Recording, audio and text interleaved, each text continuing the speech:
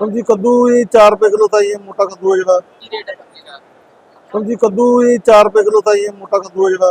वधिया कद्दू है जरा 10 रुपए का जी बिकदा जी। पिठा 4-5 रुपए किलो। तोरी वधिया वाली तोरी बिकी 10-12 रुपए। मोटी तोरी है जी है वो बिकी है 5-6 रुपए किलो। गुआरा 40 रुपए किलो जी। शिमला बिकी 20 रुपए किलो जी। सब्जी कद्दू ये 4 रुपए किलो था। ये मोटा कद्दू है जरा।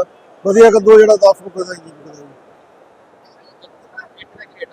पिठा 4-5 रुपए किलो। तोरी वधिया वाली तोरी बिकी 10-12 रुपए। मोटी तोरी है जी है वो बिकी है 5-6 रुपए किलो।